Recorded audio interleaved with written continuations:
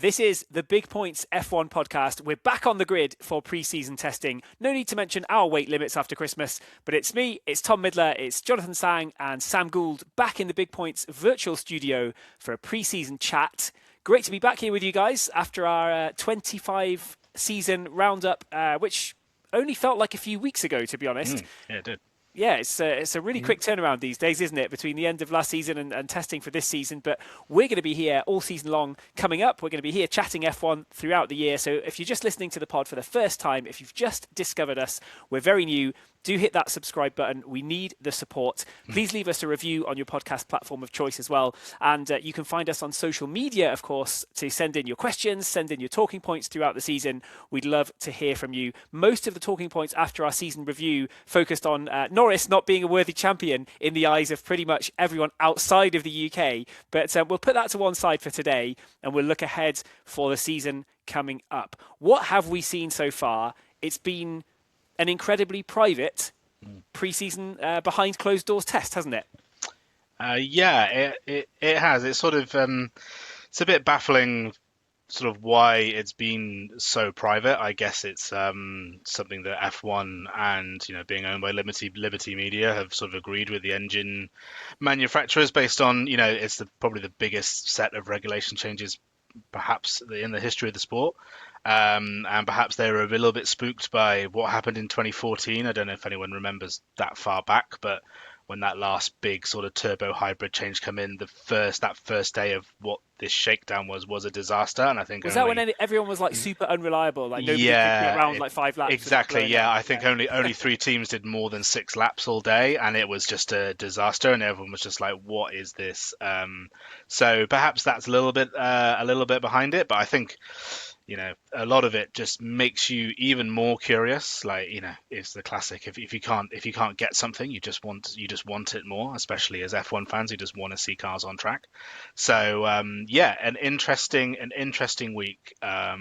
Sort of hard to know how much we can read into it. But yeah, great to have cars back on track. And yeah, ahead of the Bahrain test. Tom alluded to it right at the beginning. It's just come around so quickly since December, whatever it was, in Abu Dhabi, just over a month or so ago.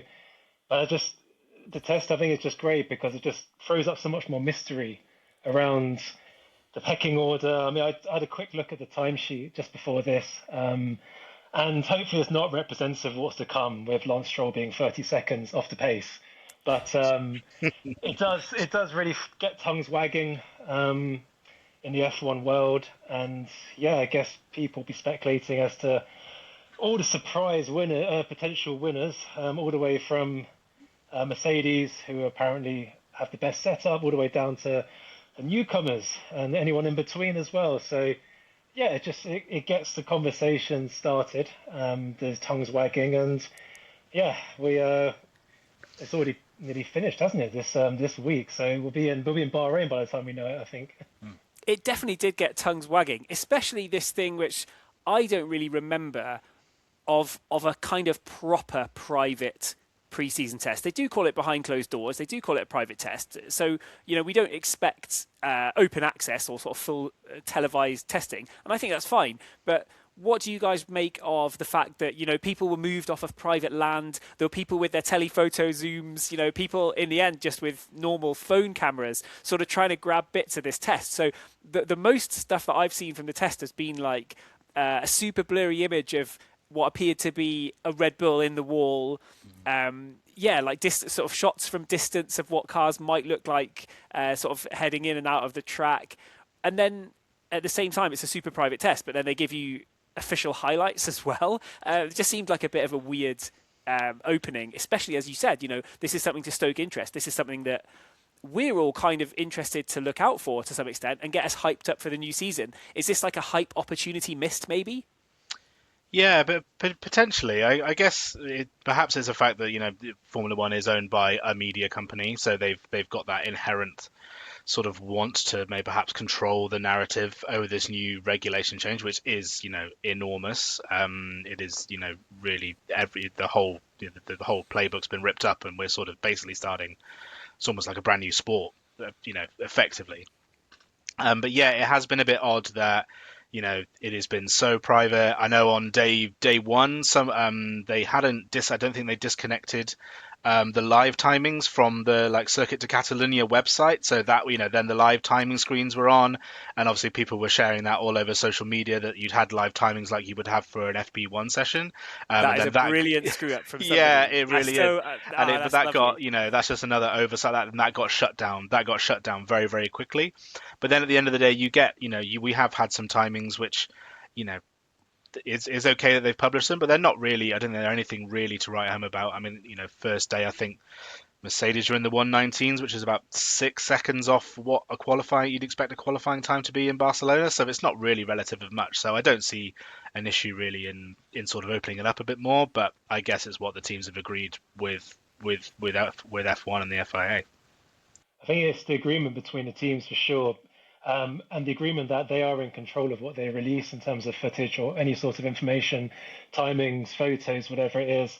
I can't remember where I read it, but I read that security has been ramped up massively around the circuit. Obviously, it's a big plot of land. I've been there a couple of times in the past, and it's probably a few little nooks and crannies you can sneak in at the circuit Catalunya, but yeah, I think it's very much in control of it, and it allows teams to sandbag to the max as well. I think so. I mean, no one's going to give anything away, of course, and the drivers are only going to be positive. No one's going to come out and say, "Oh, that was a terrible, terrible car to drive" at all. I think it's all. I think they're hyping it in their own way, spinning that narrative, but this is still just an extra test, I guess. We still have the two main events still to come. Yeah, so I think that in itself is quite a bit of a hype, and it's quite a bit of hype leading into the new season. You said that nobody's complaining about the cars just yet. I wouldn't have been surprised for some reason to hear one of the two Ferrari drivers complaining about the car at this stage of the season, given the sort of pressure on their shoulders. But this is a shakedown, isn't it? It's not even a real test, really. It's a sort of systems checks, shakedown. Yeah. That being said, Sam, you mentioned 2014 earlier, that one where, if I remember rightly, Mercedes kind of just blew everyone out of the water from the first lap onwards. And I think there was kind of a sinking feeling across the paddock that, oh man, Mercedes are miles ahead of everybody else right from the get-go then. And that proved to be the case, obviously, over the rest of what turned out to be almost a decade. We haven't really seen that this time around. But I wonder if we can talk about what we have seen from the teams, sort of any of the moments that do stand out from this shakedown, if we can make anything of them. Well, if anyone is on the Mercedes front, sorry, if anyone is kind of superstitious, I think George Russell was straight out the garage today on green, and I think they've done that in the previous regulation changes as well. They've been the first out, and that's left an ominous sign in the past. So we could be seeing another, well, from my perspective, fingers crossed, another period of dominance from Mercedes, of course. Yeah, they're just superstitions and signs. But so I just wanted to just chuck that bit in. No, I mean, I think you talked Johnny about George Russell. I've seen a couple of sort of end of day interviews with him, and this is just reading into body language, but he really looks like he's actually trying to hold back the smiles and trying not to be, I think he actually really knows that he's got an absolute rocket ship underneath him, and he looks very positive, and that is he is a a driver who has probably got a world championship in him with the right setup. He's won plenty of races. He's very, very consistent. So I think, yeah, Mercedes, with the whole thing around this sort of loophole or whatever you want to call it, they found with the compression rates, which sort of harks back to sort of the Brawn 2009 days where Mercedes aren't quite that dominant. But yeah, so I think George is, and Kimi, I think Mercedes. This is with recording on a Thursday, and they both topped the times again today. So I think Mercedes are looking very strong, as are the Mercedes powered teams. So that's McLaren and Alpine, who are looking much better. On vibe alone, it does seem like Mercedes maybe have impressed. As Johnny said, it's setting a sign, isn't it? That seems like a very Toto Wolff thing to me, just to be like, I don't care what we're doing. We go out first in Yeah. the testing, and like to get out minute one, lap one, like that's so Mercedes. On the opposite side of the scale, we've unfortunately, I'll say that as somebody with a big Williams leaning, we've got Williams who Yeah. didn't make it to the private test. How big of a drama is that? Of course, it's less than ideal, but how bad can we sort of suggest things might be from that? I mean, I don't. I think I think they're hugely behind the eight ball now. I mean, if you just look at the sheer number of laps, I think that teams have done. I think, people perhaps were expecting this week to have some reliability issues with maybe cars stopping on track. We haven't really seen that. I mean, I think Ferrari over one of the days, either today or yesterday, did 174 laps. Between the two drivers, and if you equate that over, 3 of the 5 days that they're allowed to run, if you're already, potentially 500 laps down, and that is a huge amount of data that they don't have, and then with going into how many days they've got in Bahrain. Need a Michael Massey special to be Yeah, unlapped from 500 laps yeah, down. exactly. Yeah. No, but I mean, James Vowles was putting a positive spin on it, saying, yeah, it was a bit wet in Barcelona. We couldn't have done much other than a shakedown anyway. He even said we could have been there if we wanted to be, but it would have left us behind on kind of spare parts and production capacity for the first couple of Grand Prix of the season. So he was kind of trying to put it in that light and saying it's not such a big deal. Of course, it's not good, but it's not such a big deal. And on the other hand, there's been rumours of like crash tests failed multiple times, therefore heavy car, the Yeah, kind being of things overweight. that Yeah. yeah, exactly. If you've got to pass the crash test quickly, you've got to add some more weight on there. The kind of things which take generally quite a long time to kind of iron out throughout a season and would leave Williams majorly on the back foot. Johnny, where do you stand on those things? Oh, just going to play the other side of the coin. They might just know they have it in the bag. They might just think they're that Yeah, good. they're that Now good. we Yeah. don't need to. James Vowles has made the decision. We don't need to come for 5 days. We can wait till not even the first Bahrain test. We can wait and give our team a bit of a rest at the factory, back at base, and then really hit the season running in Bahrain. But no, I mean I completely agree. Sorry, jokes aside, they're obviously at a huge deficit in a not just a industry but a world that's so data driven now. And just the fact it's been the biggest shake-up in regulations and rules in Formula One history. So um, any team will be trying to steal an advantage, trying to learn the smallest thing about their car, ride heights, whatever it be, how the active aerodynamics actually work in on the track. And yeah, I mean, however many laps it ends up with, after tomorrow, there'll be that number of 100 laps down, thousands of laps down, and all that data mining that other teams have done will give them a huge step up. It seems to be, to my eyes, like the first big misstep in the James Vowles Williams era, because it's been a few years now and we've had these problems. We've seen these problems at the beginning of the season. We've seen these problems rear their ugly heads, and it's been embarrassing for James Vowles to kind of say, look, it's unfortunately where we are at the moment. I'm doing my best to put these things right. Like, we don't have the production capacity. We're a small factory. Like, we literally just can't get these things going in time. And I'm like flabbergasted about like the old spreadsheets and stuff. Yeah. But that he was given breathing room there, rightly so, because it was like a new ship. He's trying to like steer it in a different direction. But this year, I think if I'm right, Williams were like the first team to really clarify that they are focusing fully on 2026. So this does seem like a big problem, given that they were kind of ahead of the game. Theoretically, on paper, they were ahead of the game like 5 months ago, and now they're in what looks like real trouble. Yeah, all the sort of clips from either last season or the season before of James Vowles saying, I don't care about 2024, I don't care about 2025, all I care about is 2026, has really sort of ramped up the hype around Williams. They've got an absolutely fantastic driver pairing, one of the most exciting driver pairings on the grid with Albon and Sainz.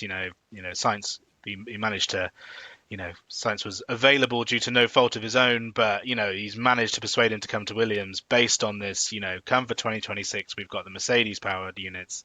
We're all in for that, and now with this sort of mishap of missing this test, it hasn't aged well.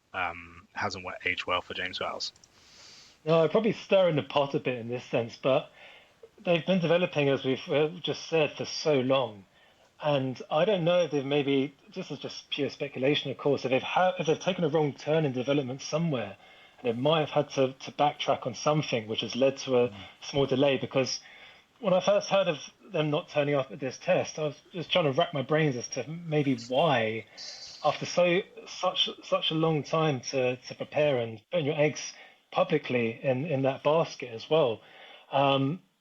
Why this U-turn has just suddenly just happened. But I might be wrong. They might get to Bahrain and might get to Australia and hit the ground running. But I think it just doesn't look great overall. And as Sam said, it's probably one of the most exciting driver lineups there. And if they're at a deficit as well, that's just a shame. If you're taking Sainz out, potential podium fights, potential victories maybe next season, due to the missing 5 days in Barcelona. I think that would already be a big shame for the next season. Yeah, very, very early days, as we've said, but I certainly hope Williams can turn it around from this difficult position. You can just imagine already, though, can't you, that the headlines are like, oh, this traces back to that issue that meant that they were overweight and missed Barcelona, kind of. You can imagine that headline more than in a couple of months' time, a headline that's like, oh, Williams have forgotten. They've apparently forgotten that problem from Barcelona. They've put all that behind them. It's sort of easier to imagine the former, unfortunately.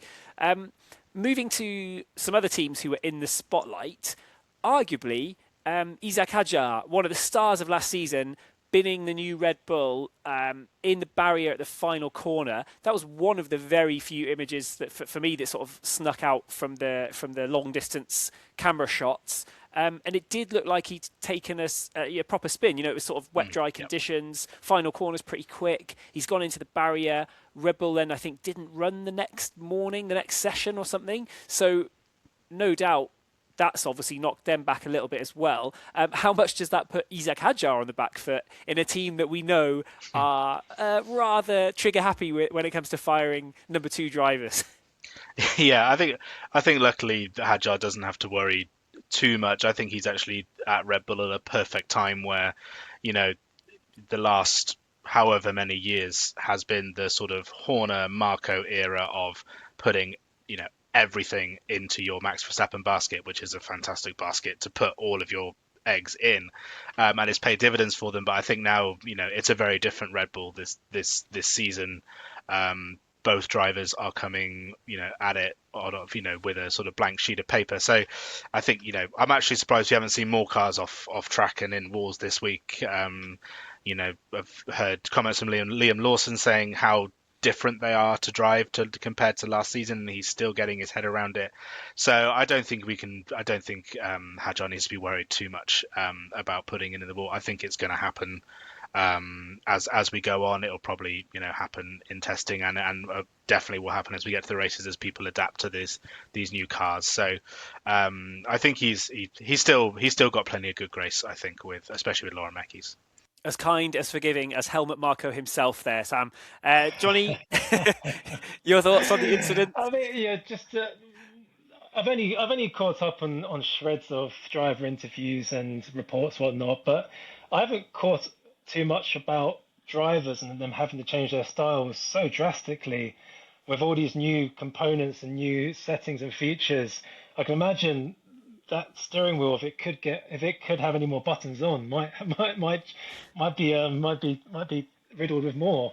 So I can't blame Isaac Hadjar for losing it in the last corner. I think you said on the day that was wet dry as well. And again, this whole week's been about speculation, hasn't it? So who knows? You've been pushing, trying to find the limits of the car, for example, and just. I think that last corner is the sweeping right-hander, isn't it? And in Barcelona, quite a fast corner, isn't it, as well? So, no, I think he has quite a lot of good collateral built up from last season as well. And it is a completely new philosophy with the two former heads now gone. Different direction, a different environment, I can imagine, within the team as well. So I'd like Red Bull to stick with Hajar for the season. We'll see if that happens. As you said, in the past regime, we know they've been trigger happy with the likes of Gasly, Albon, and then Sergio Perez most recently. Sorry, Liam Lawson as well most recently. So and Yuki Tsunoda, of course. Sorry, there's so many. I forgot, nearly forgot all of them. But yeah, I just hope he sees out the whole season and gets close to Max Verstappen as well. Well, that has been the private pre-season test for now. F1 and Liberty Media have controlled carefully what images have gone out from that test. We can control what images go out from this podcast, and our videos from our 2025 end of season review were viewed by like more than 20,000 people, which for our first podcast I think is absolutely amazing. Thank you for your support so far. On that self-congratulatory note, I will bring to an end part one of this pod. We'll come back, we'll talk about the way the cars look. That means liveries, that means the new car types, the new car shapes, how it's all coming together for the new season. Drivers under pressure, who we expect to win the title. There's still loads more to come on this episode of the Big Points podcast. Welcome back to part 2 of this episode of the Big Points Formula One podcast. We talked all about the private pre-season test. Now we'll talk about the cars themselves. What has anyone heard? What has anyone seen from the new cars? The actual cars themselves. They're a bit smaller, a bit more compact. It always takes a bit of getting used to, doesn't it, when there's a new car type out there. They do look very different to last season. It feels a bit different. We'll be getting used to that as the season goes on, but it tends to happen quite quickly, I think, doesn't it? At first they look weird, and then suddenly by like the third race, it's just like that's what F1 looks like now. Yeah, I think for just a few clips that have been released into the public, and maybe I'm going in with this because I know the cars are smaller, of course. They just look they just on the track they just look smaller. They do. But at the same time, they're not racing against each other, so it won't be until we see cars going into corners, especially tighter ones, maybe like at streets such as let's say Singapore or the twisty sections in Baku, for example, that we'll really see the difference in the size of the cars, where maybe you're getting three into a turn. But yeah, maybe just buoyed by the knowledge, they just look like little micro machines, kind of going around the track now. Yeah, there's a sort of toy car element to them, isn't it? At first, yeah. I know that's weird, but that's what I thought with some of them too. The sort of loss of the huge sort of the side pods that we had last season has sort of slimmed them down a lot, and they do look a lot, racier, if for want of a better term. But yeah, I think it's what F1 needed. The cars were getting way too big. Well, they were far too big, and it was sort of making weekends like Monaco, which should be one of the best weekends of the year, sort of pretty unbearable. On the Sunday at least. I mean, Saturday is always still fantastic, but the race itself, which is what you sort of wait your week for, was pretty dull with how wide those cars were. But no, I think they look great. I think the one thing that, from the clips that you've seen that is really going to take getting used to is this new active aero, where the rear wing and the front wing both move around. So you see from the clips you've seen when cars are coming out of the pits and sort of accelerating down the straight, that there's bits of the front wing that are dropping down and then coming back up again, and the same with the rear wing, which is sort of akin to sort of a throwback, well, not throwback, but similar to what DRS was. But it's more active aero, and I think I called with this, it new DRS in the chat. Yeah, new I DRS. called it new Yeah, DRS, new and I got DRS, panned. yeah. I got panned by everyone for Yeah, calling it new DRS. So active aero only. Active aero is apparently the correct term. But I think that's going to take a little bit of getting used to. But I think like as Tom said, once we get sort of down past China, perhaps it's just going to be you'll forget all about what last season's cars looked like, and to see them on sort of Sky Classic F1. Well, if it takes a bit of getting used to for us, what about for the drivers? Surely we're going to see some kind of incidents where people just literally have new things to deal with and sort of forget about them maybe, or press the wrong button. Johnny, you mentioned the steering wheel earlier with sort of more and more buttons every year now. The drivers have said they do feel a bit different to drive, and maybe this is the year that takes the biggest kind of change. Does that put anyone sort of at an advantage, at a disadvantage, do you think? Or is it something that like everyone's just going to manage in the same way? Man, I've always been amazed by how much knowledge drivers have to take in. They have all these briefings, especially when tracks are so different throughout the season. But I mean, with the testing now and in Bahrain, it's all well and good giving the car the shakedown, seeing how it reacts, seeing how it works, seeing what goes wrong. Like the McLaren had the fuel issue today, I think. There's been sensor issues at the V carb as well last few days. All these little small gremlins, which is was what this testing is designed for, of course. But I think all the drivers will be going to that first race of the season very nervous. Any overtaking opportunity, any corner of the track that could be nowadays with the new aero setup, taking a bit more speed into corners now where they've been so used to certain braking points for so long, for so many years. So I do predict a lot more incident, especially in the first few races, as drivers still try and get a head round to wheel combat, not just driving around a circuit in these new cars. But I think as fans, that can only be exciting for us. Yeah, I think we're going to see, and especially like Johnny said in the early races, especially with this sort of boost mode they've got, and the sort of overtake mode that both cars have. So sort of the overtake mode is sort of a replacement for DRS, where if you're within 1 second, you can hit a button, you get some extra power. Then there's also this boost which you can use, which is at driver's discretion to use, any time around a lap, either to close or to defend. So yeah, close a gap, overtake, or defend. So I think what we're going to see is every now and then some driver, there are going to be drivers who are going to find themselves vulnerable because they're going to go and hit the boost button and they've got nothing left. And I think that's only going to lead to sort of more, hopefully, sort of more fun and chaotic races where people are, sort of, leaving themselves completely vulnerable because they've either used their boost in the wrong place or they've not quite managed the energy system properly. So I think that's going to be really, really exciting, and I think you'll see the drivers that adapt the quickest will rise to the top, and those that can do that adaptation the best could have a really, really strong start to the season. I'm guessing Max Verstappen is going to be very good at adapting, as he is at Yeah, everything else. exactly. I think even with Red Bull aren't you haven't got the same sort of package Mercedes have. You can expect Max to be at the front because he just milks everything out of any car he's given.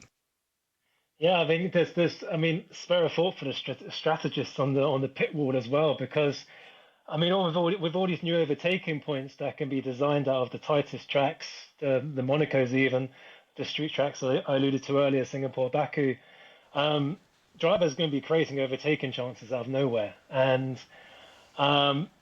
taking more speed. I don't know how easily these tires will grain, for example, how they'll flat spot as well, and all these things could just lead to extra pit stops, adaptations or strategies, and the drivers themselves are going to have to think on their own feet as well. Just talked about adaptation.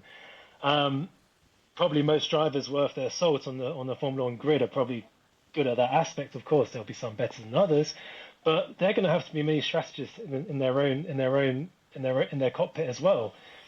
Where do I try and take them back if they've boosted past me here or used to overtake here? I mean, yeah, cognitively, it's going to be a lot more for the strategists and drivers to take in. But again, going back to the spectacle for us, it's just going to be more drama, more incident, more talking points overall. I love the positivity here. I think this is how F1 are like dreaming that it goes. More Yeah. overtaking options, narrower cars, you can squeeze through more gaps. But yeah, it definitely does sound like there'll be more kind of variables in the way drivers approach each lap, which I think can only end up being a good thing, no matter how that sort of settles in the early part of the season. Are you guys ready to move on and talk about some of the liveries, the new looks of the cars this season? Because that's always something. I love that. I love, I've been a bit of a critic in recent years that too many of the cars essentially look a little bit grey, basically, when they come around, especially if you go live. If you're there at the F1, you're watching live, it's like they come around the corner, you mostly see, two big tyres and then, like, grey, silver, black. It all becomes about the same. Even the sort of dark red of the Ferrari didn't stand out as much as you'd think it would. And then a lot of teams sort of did the whole kind of thin paint, like get rid of the paint, go down to like elements of carbon and stuff, which just Yeah. adds more kind of black, grey / silver. So I'm always a fan of seeing teams that like stand out on the grid. Why don't we start with the new teams, maybe? We haven't really had a word yet for Cadillac, for Audi. They're coming into this from a completely unknown standpoint, and we haven't really seen much of them. But we have seen a bit of livery action from the new teams, at least. Yeah, I mean, I quite like the Audi livery that's coming. It's really, I think it was always just great to see that, a manufacturer of that standing in the sport as well. Just even seeing those four rings on a car is quite cool. Yeah, I quite like the Audi livery. It's not my favorite, but I like Big it. opinion divider so far. A lot of people Yeah, I have think it been has. hating, like, this is Yeah, the half and half, it's right? sort of This is the half and half split. Obviously, and there's it's not it's not hugely riddled with sponsors either. Obviously, with Revolut being the big one. But yeah, it's nice. I like, and it'd be interesting to see what Audi what Audi do this year, especially with how well sort of Sauber ended last season, how they've sort of taken that on into Audi this season. So yeah, exciting to see a new team on the grid. Yeah, and looking forward to Cadillac when they launch, see what they come up with.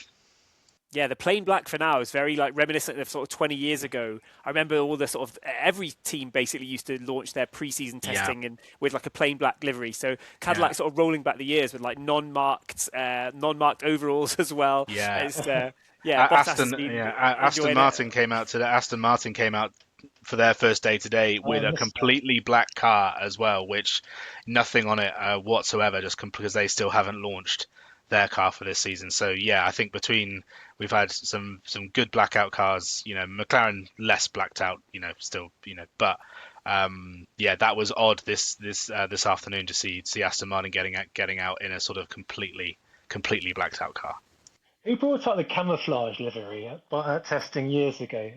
That was Red There Bull, was a wasn't it? time. Red Bull did Was it it with Red all Bull? Was it? the it was like matte dark blue, and then it just sort of said Red Bull and had different designs of the words Red Bull all over it. It was like 2016, maybe 2017. That would look very good. Because I picked up then. I think that was deliberate because they had. I think the design has certain waves on it, so you can actually see the actual angles or the edges of the car properly. Um, so I don't think we've seen any sort of camouflage approach this time around. Maybe that matte black is the closest to it, I guess. But no, I missed the Aston earlier. I know they were. I did read they were running a bit behind. Well, clearly they've left it till today, I guess, to come out. So, um, so yeah, I missed that. But going back to livery, sorry, we're talking about bold colours, and I think someone mentioned sponsors earlier. And I think just on the downer, first of all, I think the Ferrari Yeah. just with just that white fin, I think there might be reminiscent. There might be a doff of the cap to the Hewlett Packard sponsorship, of course, which nowadays with the investment and the money it brings to the table, it's got to be there, of course. But no, just the bold colours. It takes me back in my childhood to the kind of first model car I bought, which was the yellow Jordan, just full yellow. It was Heinz Hauer Frentzen in the little bobbly helmet in the cockpit. But no, I think gone are those days. Unfortunately, I think the cars. Don't get me wrong; they still look fantastic. I've always been a fan of the Alpine, just that color mix of the kind of blue and the pink. But yeah, I think it's inevitable nowadays. There's going to be a melange of sponsors and colors thrown into it now. But yeah, if you just gave me a bold look on a grid, yeah, that'd be for me. Sam, your thoughts on the Ferrari? It's sort of red with a kind of white central, as you Yeah, say, the it's fin, the engine cover, white at the top, yeah with to the sort blue of of Hewlett Packard. to throw back to sort of mid '90s Champions League commentary nights is not for me, Clive. Not for me. It's there's not enough. Ferraris are, call me old fashioned, but Ferraris are red. It's literally No, your they whole. used to be red and It's white, your. though. They used to It's be red it's and your. white. I think the way they've done the white with that big, and then it's just that. I know Hewlett Packard obviously giving them a lot of money to be to be a big sponsor, but it's just the the red and white and that big blue splodge, it's just not for me. I can't get on board with it. I think it's also going to look. I haven't seen many images, but I think it's going to look very odd also with Lewis's like yellow helmet in there as well Ah, once that's he's true. driving around. That's a good point. Yeah, it's not for me. It's probably my least favorite so far, which is a shame. Really? Yeah, I think it probably is. It's the one where I've just gone. I've looked at it and gone, that could have it's maybe not least favorite, maybe most disappointing because you always want to see, a fantastic Ferrari, on an F1 track. But yeah, it's just, I'm not having it. I simultaneously really like it. Somehow I think the white works with the black wheels, but I both really like it and also think that it doesn't quite have the kind of gravitas that a Ferrari should have Yeah. somehow. So I don't know quite how I feel about that, but I'm not as down on it as other people have been. We already mentioned the Audi. That's like silver. All the front half is silver. The back half is like black, and then a really bold kind of neon red color.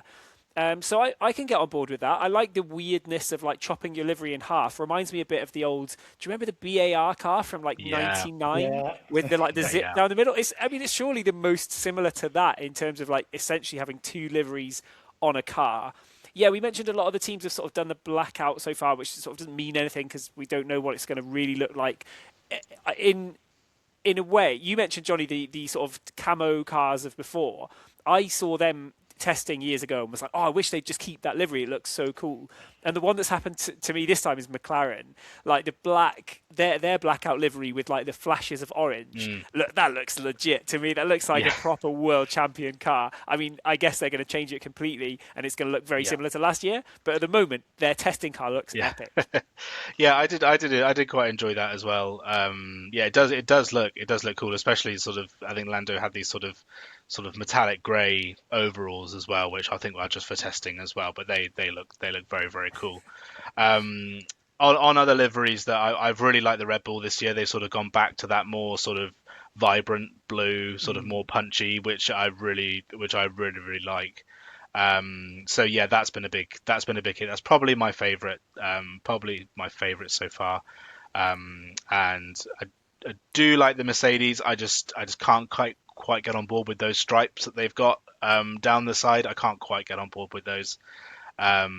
But apart from that, yeah, I mean, when the Mercedes go, sort of mainly black, they mean business. So I I don't know. Just going back to Red Bull, I'm a bit of a kind of an old purist for F1 liveries. A bit of a nerd on it, really. Like from sort of going back to the mid '90s when I got into F1. And for me, the different blue that Red Bull have used is like it's very Ford. Having Ford on the side of the car, it's like it reminds me of kind of the old Sauber feeling from the mid '90s when Ford were like engine supplier for different teams, and Red Bull was sort of sponsor for different teams coming in through the '90s. So it's got a bit of like an old school effect for me, which I like. But then seeing the car or seeing like grainy versions of the car out on track, it essentially looks exactly the same as as last year and sort of all of the other Red Bull years, which is weird because in the still shots, in the promo shots, I think it looks a lot more different than the actual effect on the track. Sam, you mentioned the Mercedes, which has been gaining a lot of positivity online. People love it, but I'm a bit more in your boat. I don't really. I think it looks a bit busy with all the stripes, the sort of broken silver stripes on the side. yeah. No problem with the kind of what do you call it, like the turquoise stripe, especially with George Russell like buying into that and going like sort of turquoise gloves and helmet and stuff. That it's a good combo. But the Mercedes for me, it's got kind of too much on it. Like the side pods have these sort of silver waves on. You've got the black engine cover, Yeah. and that's all kind of got the Mercedes three-pointed stars on. Like each individual part is fine, but altogether, I think it's a bit busy. Johnny, you're repping Mercedes today. What do you think of the new one? Well, I just have this little thing in front of me, and just if we do a comparison, I know we haven't got a shot of the current Mercedes, but if we do a comparison to this model Hmm. from I think it was 2014, which is pretty silver for the silver Yeah. arrows. I think a lot of us forgotten the old colours of Mercedes. I forget when they went to black. Was it like 19, 20? Yeah, it was around there, wasn't 1920. it? I think. Yeah. That's been a while. I think that's fully ingrained itself in a lot of fans' mind, of course. But yeah, I think one of you used the word busy. I think that's where I would describe it. I think it does have a sharpness to it with those side stripes, those slashes of grey, and they're kind of piercing, kind of thin piercing turquoise band down the middle of it. Um, Maybe it's a go faster turquoise band or something on the car, but I mean it looks busy, but yeah, sharp as well. So I approve. Sam, any thoughts on the remaining cars? We haven't talked Remaining about ones of Visa Cash App RB, and we've not yeah. talked about Haas Yeah, yet. no, I do. Yeah, Haas, I do really like that. I do like Haas this year. I do like that. It's classic Haas, but they've done it in a really nice way. I think it looks great. And yeah, they've actually looked, fairly, promising this week as well with the amount of laps they've got in. And yeah, the Visa Cash App RB a million sponsor car. It's it's nice. I think it's good. It's sort of different enough from the Red Bull that it's its own thing. Yeah, no problems with the with VCarb at all. I really like it. So yeah, Haas and VCarb get a tick from me. Considering Yeah, how many kind of colours VCarb, sorry Johnny, considering how many colours they've got to work in, I feel like they've actually come up with a really cool concept again this year. VCarb, like I really like it, and they've gone for like the white like wheel covers. I don't even know there's a Yeah, name for those, like the yeah, sort of modern F1. It's like filled in spokes these days, and they've gone white with those. And I think that sort of adds to it as well. It definitely looks like a toy car. You said micro yeah. machines earlier, Johnny. This absolutely looks like a micro machines car, but it looks like a nice one. no, just looking at the house properly actually, and I quite like how basic it is. It's just kind of just a white chassis, white shell with a dash of red down the middle of Yeah. it. So I kind of yeah, just like the simplicity of it myself. Yeah, I'm all in on the Haas actually. I think the Yeah. Haas is probably my favourite of the lot. Somehow it's these like it's almost intangibles somehow that make a livery good, isn't it? And this just looks like a racing car. Like Yeah. it doesn't look like an advertising board. It doesn't look like a difficult concept or whatever. It's just like it fits the colours of Haas. It works with they've got sort of this Toyota Gazoo Racing deal issue thing Mm. going on, this strategic partnership. Yeah. It sort of fits like Toyota. It fits Haas. It looks like a super formula car, which is sort of good as well because they've got Ayao Yeah. Komatsu and there's Yeah. obviously a big Japanese link with Toyota. And there's talk about Toyota wanting to get a Japanese driver in there as well. So it also looks sort of very Japanese. I think it's a I think it's kind of a bit of a sleeper hit, the Haas livery, and I think they were first out of the gate on livery reveal as well. I might be Yeah, they wrong, were. but Yeah. they Yeah, get they were. bonus points for that. Alpine, you said you liked the blue and pink earlier, Johnny. They've stuck basically with exactly the same Yeah, thing. My bone Yeah. of contention with Alpine is that a couple of years ago, I think about 4 years ago, they had a car that was like Alpine branded, and they used like the slant of the A, and it was like metallic blue, and then it had like reddy pink, and then white and black or something. I can't remember exactly how it went, but it was like they really leaned into metallic blue, and then the back bit just had the kind of Alpine slant and then a couple of really nice bold colors, and I feel like they had like a generational Alpine livery. Like this is what Alpines should look like forever, from that like 2020 car maybe it was. And then since then they've gone very much more like BVT, BWT, which is like Mm. really bold pink. And you run the risk when your team is at the back of the grid. If you stick with that sort of color scheme, it like becomes the back of the grid color scheme. Do you know what I Yeah. mean? Or it becomes the underperforming era color scheme. And I feel like there might be a bit of that happening with this bright blue and pink. well, they put so much effort last season into the car. They just forgot the livery completely. They forgot the design aspect of the what it looks like, but what's inside it. I think the old cliche, any engineer would tell you that is what's inside it that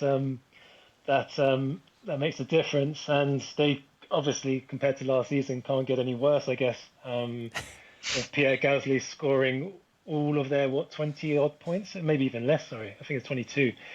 But no, I guess just stick to what you know. But as I said, I do like the color combination. Just stands out to me still. So For me, it's still a thumbs up from the Alpine side. Hopefully, they'll get back onto not winning ways necessarily, but yeah, they'll get back, be more competitive on the track as well.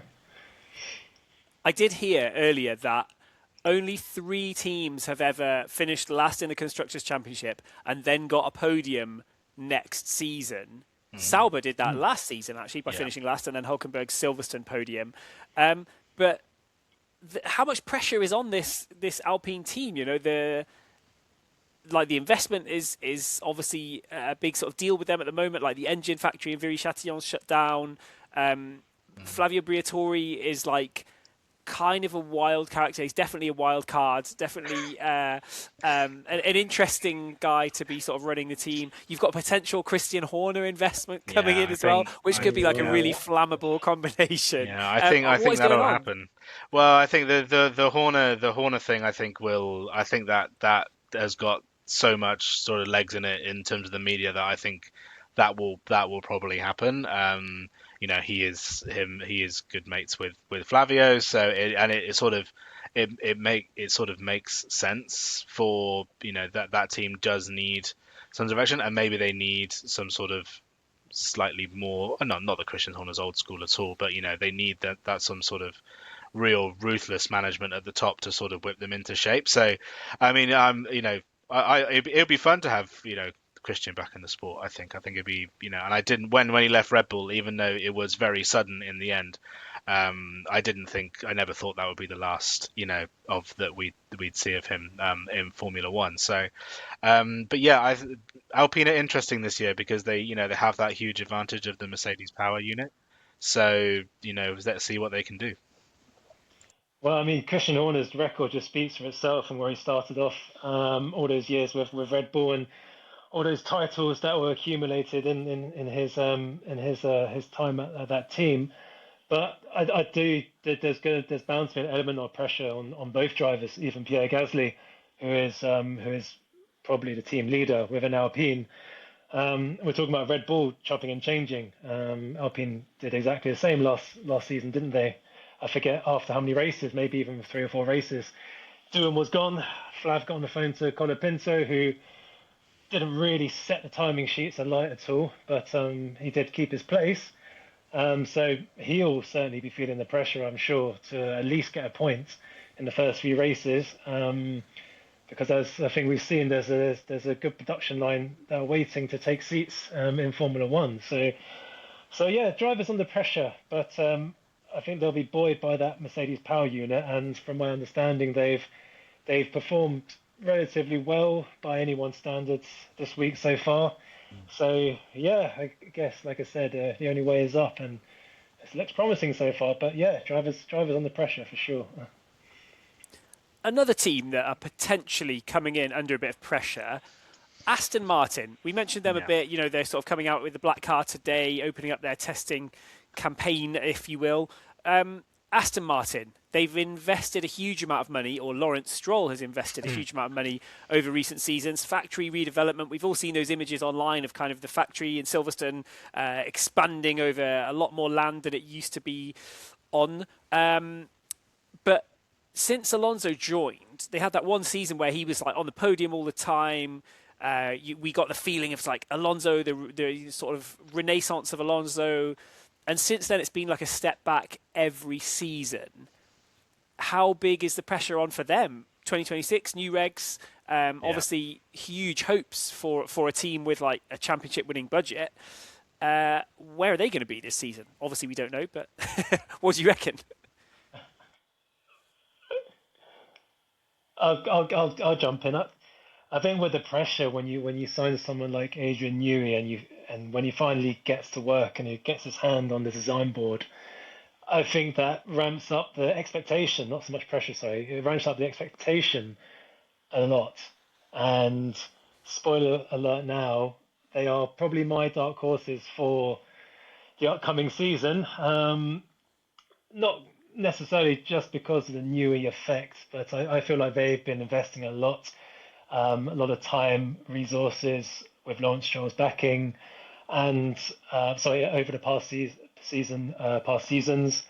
And now maybe with that final piece of the jigsaw, with that Newey knowledge, that could be the decisive factor in unlocking these new regulations this season. Yeah, Aston Martin are a very, very interesting one this season. I have a feeling this season might be one season too early for them, purely because obviously getting Adrian Newey in. There's no doubt that he is going to improve the team and that car.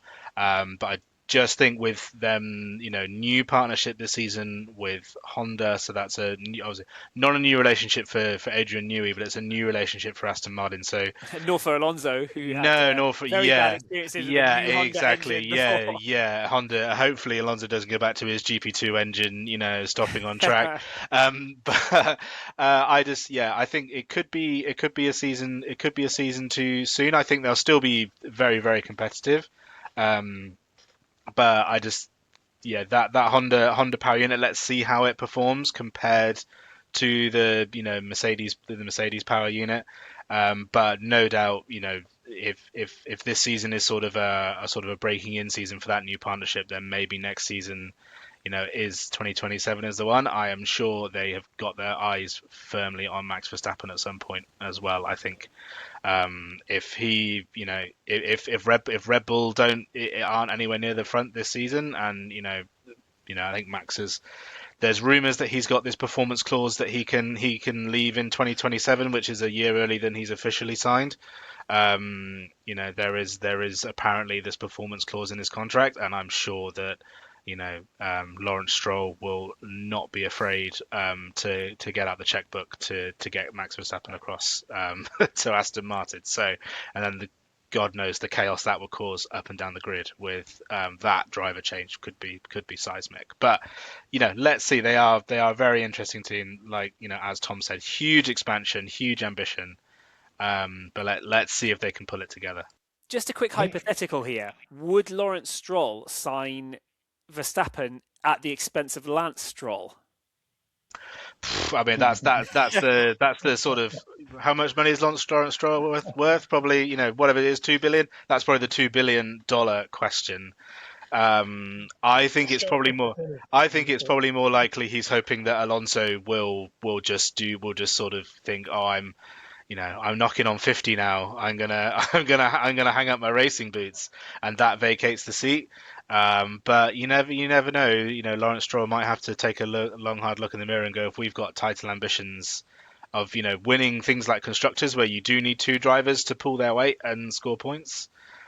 Or if you want a situation where you've got a Verstappen and needs a wingman like he had, with Perez, or someone like that, you need that sort of second driver. Is Lance Stroll that person? Personally, I think not. But that's the odd dynamic that Aston Martin have, and it'll be fascinating to see what happens with them. Sorry, yeah, Johnny, I cut you off before like a prime Kevin Magnussen in order to ask the sort of Lawrence Stroll Verstappen question. So please it take should the be floor. penalties coming your way if you're being a K Mag in that case. Then um, no, I just if Lance Stroll does go, those family reunion, those family meetings are going to be hella awkward, aren't they? So, but no, I mean just talking about drivers under pressure, I do think Lance Stroll is, even with the backing of his dad, perhaps. But yeah, he was one of those drivers last season that just kind of just petered out. He was just cruising around. I think he had the odd race where he maybe brushed with ninth or tenth. But yeah, unless the track is super damp, he's not really a factor at the moment. So driver under pressure there. And I think it's great. All these opinions of ours are coming out now. So if you viewers out there, if we go back on any of our opinions now, you can pull us up on it later in the season, of course.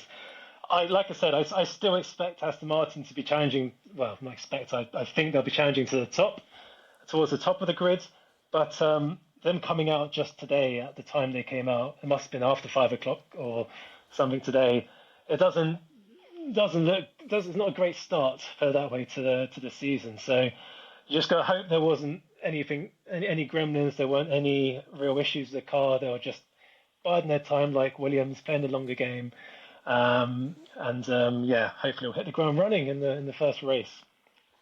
We talked about some of the newer teams, some of the teams that are maybe struggling. Johnny stuck his neck out on the line now and said that he thinks Aston Martin are going to feature at the sharp end of things next season. Sam, you're not quite so convinced, but let's look at the teams that do have sort of realistic ambitions of winning next season, winning something, whether that be a title, a race or two.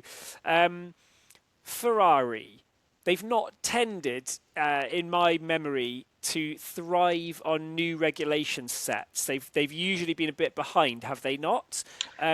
We saw them last year struggling a bit. What did you guys make of the whole Hamilton situation? First year was a bit of a disaster.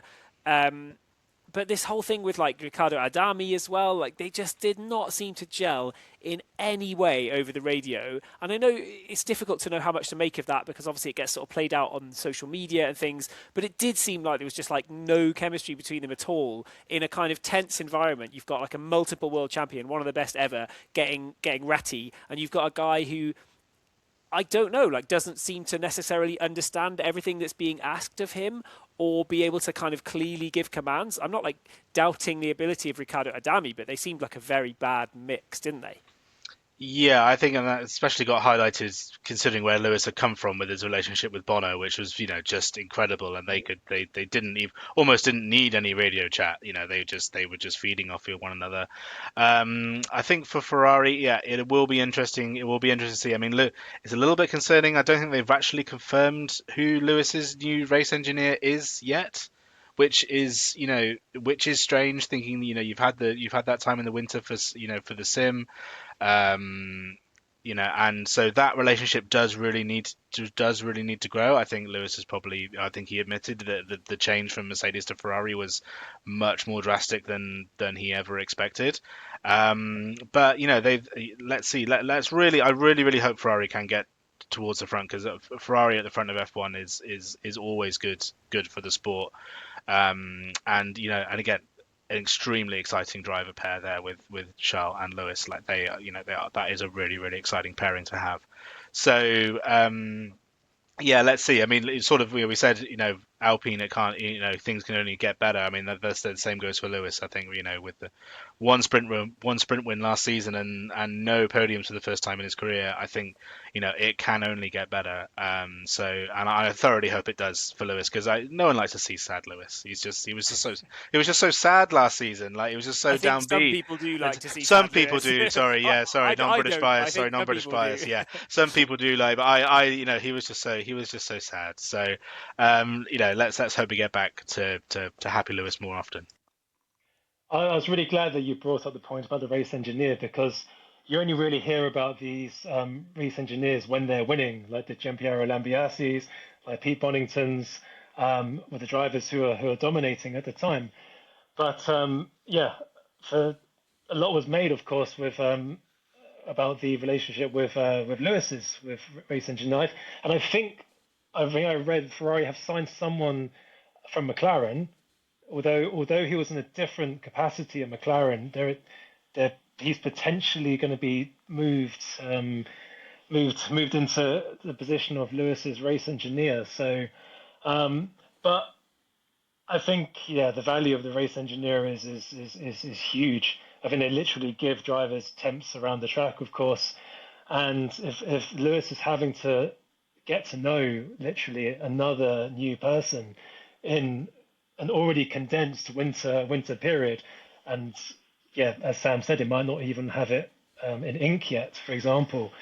I do think he's at a slight deficit, albeit already in that sense, and then having to get used to new cars, new regulations, etc. But I don't think it's just nice to have Ferrari at the front. I think we need Ferrari at the front at the sharp end of the grid, mixing it with the Red Bulls for those wins. Because if I'm right in saying they were winless last season, neither Charles or Lewis. I know they had the sprint in China for Lewis, of course, but I think the sport, for all their tradition and all their history, they need to be at the front, and they've just been the ultimate tease over years. They've just teased fans with the signing of Lewis before last season, of course. Um, they just tease fans constantly, but this they need to deliver. I think just for the sake of the sport, um, if anything else. The other big names, McLaren, obviously they've just come off the back of a couple of constructors' titles, finally a driver's title as Mm. well. Piastri's just missed out. He'll be, raring to go again and try and put that right. Norris coming in as defending champion. Obviously, we don't really know where they're going to be, but do you expect to see McLaren at the front again alongside maybe Red Bull with a new powertrain? Can they still do well with Verstappen and Hadjar? Or where do you see that order sort of shaking up a bit towards the top end with those I, two in particular? I would expect McLaren to be at the front. I mean, they've the leap they've made from where they were, when they had, when Norris and Ricardo were there, and they had, the development they made, whichever season that was it 2021 or 22, perhaps, where they were, they were sort of 15th, 16th in Miami, then were surged to the front of the grid, and then have sort of dominated the last couple of years from a constructor's point of view. Yeah, I don't see any reason why they wouldn't be. Obviously, they've got that Mercedes power unit. They've got two fantastic drivers. You've got Lando, who's got that sort of monkey off his back now of the world title, so maybe he's gonna drive with more freedom, and doesn't have those question marks of like, is he good enough? Can he win one? Can he beat Max? All that kind of stuff. You've got Oscar, who is just going to get better and better and better. I mean, it's still only his fourth. This only going to be his fourth season in Formula One, but he's incredibly exciting. I think he's going to be. I think he's going to win a lot of races this season, or he's definitely going to be in the mix. So yeah, I'd expect McLaren to be up there with, probably up there with Mercedes and potentially Red Bull. So yeah, I'm not. There's no real concerns from my part, on McLaren, with what limited, sort of running we've seen from them so far. No, I wouldn't be too concerned either. Lando's got that number one now, hasn't he? On his car. But I'm just quite intrigued as to see how the evolution of the Apaya rules comes into force and comes into play this season. I think Stella already said that they're trying to streamline or simplify the rules from last season. Obviously, there were a few grey areas, maybe around pit stops, for example. But yeah, we'll see. I'm sure they'll be in close quarters around tracks in this season. And yeah, sorry, when I said about Ferrari mixing a Red Bull and Mercedes, of course, I forgot the current world champions, McLaren. So yeah, it'd be great if we have at least a four-team battle, and yeah, McLaren being the reigning champions, I expect them to be well amongst it as well. If the vibe is then that Mercedes maybe are the team that sort of are taking this early edge, are you saying George Russell favourite, if you can call a favourite at this early stage? Would George Russell be maybe the favourite? Because I think if you reverse to a year ago, if you rewind 1 year, Lando was probably to some people the favourite for the title. I sort of thought actually that Piastri might get the better of him, which he nearly did. But you could sort of see a picture emerging that many made Lando the favourite. There's that clip of George Russell interacting with him and saying, like, come on, mate, it's on your shoulders this year. I wonder if George finds himself in the same position this year as kind of the senior Mercedes driver. He's got a teammate who's just come through his rookie year, a very talented teammate, but 1 year behind him. Russell was extremely consistent last year. Is it sort of his to lose at this very, very early stage?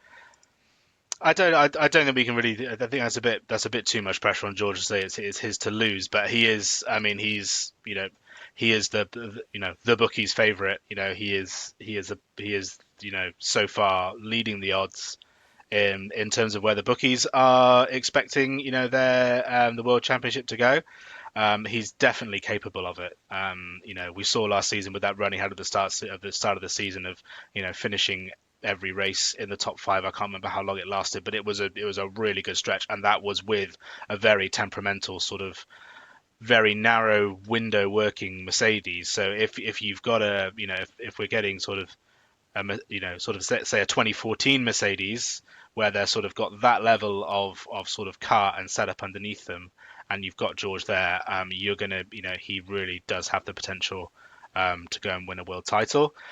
Whether that will pan out or not, it's really hard to say. But I think he will probably be looking at this season and going, a little bit like Lando last season, saying, look, this is my year, because who knows when the next year is. I think that's what Lando got it over the line last season, and that was his time to get a world title. But yeah, I think this could be George is probably thinking something similar. Just on George Russell, I mean, I think arguably Mercedes was quick last season, but he probably still got the max, if not a tiny bit more, out of that car. And he's always been a consistent driver. In the past, he was labelled as Mr. Saturday, wasn't he, at Williams? Then he turned that to Mr. Sunday. And I think this season it could well be, I think Sam just said, his best chance to be a kind of Mr. Champion, I guess, in that regard. Especially if he can get that supposedly rapid rocket Mercedes on pole, get ahead of any sort of carnage that unfolds behind him and on race days, then could build a quick lead, which, as we saw last year, doesn't guarantee you a championship with Oscar Piastri, but gets you close enough to it. But for Kimi Antonelli is also obviously a talented driver, probably not quite ready yet, showed glimpses of it, but I think we're seeing it's the consistent drivers at the end of the season that will most likely lift that title and trophy. So George has that in his locker. He is a team leader since Lewis left. He was propelled to that position, and I think now's the time. Now's probably his time. Well, we've had a look through some of the key names and those who've got a bit of pressure on their shoulders ahead of the 2026 season. On that note, I'll wrap up this section of the pod and we'll come back for one more, much shorter section before we say goodbye for today's episode of Big Points. Right then, to part 3 of the pod, and the reason that we're here doing the pod in the first place, the Sweepstake, the F1 Sweepstake. That's how the group formed. That's why we're here. We're on the grid for the Sweepstake game again this season, as are many, many other people, not just us, of course. Our job is to predict the top 10 from every race week, with 10th being worth 10 points, 9th being worth 9 points, and so on. So we do need to be guessing the winners and the podium, of course, but really, it's kind of that midfield battle that actually brings us the big points, hence the name of the pod. Brand new season, new teams, new cars, new regulations, new buttons, compression controversies already. It's not going to get any easier for us, is it, this year, when it comes to guessing the order of a top 10. How are you going to deal with this challenge? Jonny, where did you finish in last year's Sweepstake, and what are you going to do this year? Well, I finished a lofty 18th out of 20th of 20 constructors, so things could have obviously gone better. It was a good start to the season. I think after the first two races, I was mixing it in the top 3, but then the desire to go down the alternative strategy route always gets the better of me, and with the mixing up of the grid, that might actually favour such a reckless approach to Sweepstake predictions. But as Tom said, it's about landing those 9th and 10th places. That's where the weight of the points are in the design of the Sweepstake. With places potentially chopping and changing around every corner of each track, it could go down to the last corner on each track, literally. So. Hopefully, fingers crossed, the alternative strategy might actually pay off after in the 4th season of running of this Sweepstake. Sam, you had an epic season in 2025, and the finish to the season was like Abu Dhabi 2021 levels really of controversy and just action. You got to talk us through what happened at the end of the season here, because this was pure drama. So going into Abu Dhabi, I believe I was sitting in P2, and obviously had hopes of winning, and it was looking like I was going to fall slightly short, and missing out based on the last running, and then I can't remember what lap that all people, Lance Stroll boxed for softs, and flew up the grid and sort of became possessed by the ghost of Senna and was just overtaking absolutely everybody. And he flew around Ollie Behrman on the penultimate or the last corner of the season, which pushed Behrman down into P10, which is where I predicted him, and gave me enough points to leapfrog into P1. So having and then having thought that I had won the sweepstake, um, The and congratulations were sent out. congratulations were Like sent out. the whole thing, I the was ticker tape had actually, been released. Champagne I was was, everywhere. I was very sort of ungracefully sat poolside with my daughter, waiting for a swimming lesson as the congratulations were pouring in. Only for like half an hour later, after the swimming lesson, to see these things about both Behrman and Stroll getting 5-second time penalties for reckless driving, which scuppered my championships hopes and dropped me down to P3, which is still a fan. I'm still very, very happy with a podium, but I was sort of having to scramble around and see if I could get in touch with the Massa family and find out how to get champagne corks back into a champagne bottle. So Are so we going to have a lawsuit? Does that mean we're going to have yeah, a no, lawsuit in I like don't, I in don't think so. No, 2035 or something? I don't. Well, first of all, I don't think I've got the cash to carry one out. But no, this was a legitimate, legitimate drop from P3. But let's say for that half an hour of my daughter's swimming lesson, I was in my head a sweepstake winner. But P3, I was very, very proud of. One of those things at the start of the season, if someone had said P3, I would have snapped your hand off. So can't really complain. It's a very respectable finish in what is an actually very hard game. If it sounds easy picking the top 10, it's really difficult. Getting anyone from like 5th to 10th is much Yeah, harder than it you is. you It's a think it lot would be. harder. Like Absolutely. I think on Yeah. any given race weekend, like a good race, I mean you've got to be getting solid podiums because that's possible. It was a bit harder this year with you didn't quite know whether it was sort of Max, Oscar, or Lando. They all had sort of realistic chances to win. Or finish in any of those top 3 positions, I guess. But you've got to be getting those right, and then be getting like a few of the midfield runners, like 6th, 7th, or Yeah. something. That's a big points haul. But Don't it's forget it's the fastest lap shocking. and retirement points as well. There, Yeah, Of course, there yeah, are that's all yeah. a bonus bundle by the end of the season. bonus things too. Yeah, that's true. It's very hard to get first retirement. Sounds easy, but Yeah. hardly any of us ever got it across the course of the season. Fastest lap maybe a little bit more predictable. I got it wrong every weekend anyway, but it sort of seems more predictable for some. But I was 19th for like the whole season, and I realised at some point, Johnny, you were in Vienna, and we met up, and we Yeah. spoke to some of the other members of the sweepstake group, and then I found out at that point that the guy in 20th was actually like tanking for the season. So I was like, okay, so I'm like de facto last. This is really bad. And then it became my goal for the second half of the season. Just like I spent the whole of the second half of the season just desperately trying to catch up and get off this 19th slash de facto last place. And I managed it in Abu Dhabi, no less. I won my one and only race of the season in Abu Dhabi. I got the top 3 all right. I picked Piastri getting past Norris. I got the podium correct. And I think I got Alonso Ocon 6th, 7th. Won me Yeah. the race.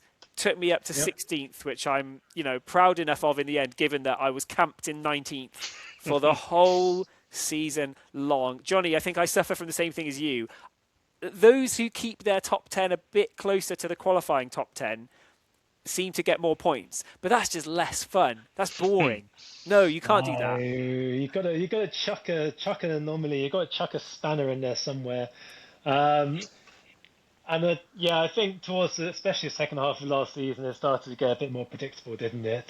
But yeah, I'm just looking forward to that big cat jumping amongst a massive flock of pigeons this season. So Mm. with a literally, maybe potentially shuffling that grid like a pack of cards. Um, it's extremely difficult, as Tom alluded to. It was designed initially to get conversation, which it has done, which is fantastic. That's managed to lead to this, for example, as well. But it's bloody difficult. Yeah. And as we know, as Formula One fans, a race can be over for anyone in the first corner if they make it Yeah. to the grid, even sometimes. So yeah, your predictions and your sweepstake race could be wrecked in the first few seconds. Yeah, or your race could also be wrecked after the race, which I just Or wonder, after the season which finishes. is yeah, which is one of my most painful sweepstake moment was from 2024 in Spa, where George Russell pulled off that incredible one stop Oh nursing his no. tires, and I think I had got something like 7 out of the 10 on the grids correct, and a huge haul of points, and then George had his go and see the stewards. He got plank wear issues, was disqualified, moved everybody up one place, which, and I think I worked out that I lost more points than George did. So George obviously lost to 25 for the win, but I think I lost more than that. And that was a soul crushing day when you think you've got it in the bag, and then an hour after the race is finished, your race is still ruined. And that is the worst kicker, is that when you have maybe three or four Yeah, in their right allocated positions, and then in the last lap, I don't know, I'm thinking Lando Norris, not last lap, Lando Norris breaking down in Zandvoort, for example, mm, everyone I'm gets just bumped up one, and everyone's out of sync all of out a of it. sudden. So, That's the or problem. conversely, when it brings an 11th place Uh, into your 10th place um, slot, then that's the opposite end of of the scale, of course. But I was going to say we're all frustrating. doom and gloom, but like we have to remember from somebody else's yeah, perspective, it's the the best thing that the can the happen. 5 second penalties for Behrman It's and true. Stroll means that the title winner was decided post race Abu Dhabi. So they got it's not we're just being negative because it feels like you always lose, but Hmm. you got to win some of them. But my most painful moment was Monaco. There's no prizes for guessing. So we have had the magic 10 out of 10s, and that has happened only at Monaco. And was it Monaco 23 or 24 where Oh like yeah. there were literally no changes at all, and a lot of people got like a huge haul of points, and I missed out big time because I bet on Piastri getting past Sainz or Sainz getting past Piastri into the first corner, and I picked it, and it happened, and then there was that catastrophic crash. So they reset the order. Everybody went again without having to pit, and there was Yeah. literally no change. So I was watching the first corner, like I am a genius. It was like GoldenEye, like I am invincible. And then they red flagged it, started again, and there were no changes. And I lost out on an Uh, absolute haul of points because I had a couple of drivers out of position, where everybody else had gone sort of clean sweep across the board. So And yeah, as a sweepstake, we do evolve as well. I mean, after that race, people who previously hadn't put any predictions in would have got the qualifying grid as a default, and a good handful, three or four constructors, got the full sweep. So we had to change the regulations, have our own set of mid-season regulation change. 2023 that was, wasn't it? I think. hmm. So yeah, we evolve with the times as well. it's like F1, always evolving, always updating, always improving. There's some great spreadsheets, there's some great sort of data tracking action, there's some great like graphical tables of like where we are. It was grim reading for me, and I think on a lot of the graphics I'm not even on there because I've been 19th for so long. But yeah, no, it's really nice to track. It's really nice. It's really fun if you enjoy the data and sort of tracking your performance throughout the season as well. Yeah, and for that mention, I have to give a quick mention to Dan, who is the Excel wizard with Mm. all his automated spreadsheets and those graphics and all these different ad data aspects, analytical aspects that can get pulled on from a race and individual constructors' performances. So yeah, Dan, who will hopefully feature in a pod in the future. Yeah, massive thanks goes to him, and yeah, and we go again soon. We do indeed. Yeah, massive thanks to Dan. We'll definitely be hearing from Dan on the pod. I'm sure I'll get some videos out with Dan. I'm going to have a chat with Dan soon. He's part of the pod team here as well. Just unable to attend at the moment, unfortunately. But yeah, really looking forward to the Bahrain test, seeing how everything goes in Bahrain. We'll be able to come back and talk a bit more with a bit more knowledge. Today it was all about liveries, speculation, the hopes of what we think will happen. A lot of positivity about the season ahead, but maybe we'll have a bit more of an insight into like how it might actually go. Yeah, I just wanted to say one driver we haven't mentioned who I wanted to give a shout out to was, first of all, I'm so happy to see Valtteri Bottas back on the grid in Formula One. He is an absolute credit to the sport. But also, with that comes the slight sadness that he does have a 5-place grid penalty for Australia. He does.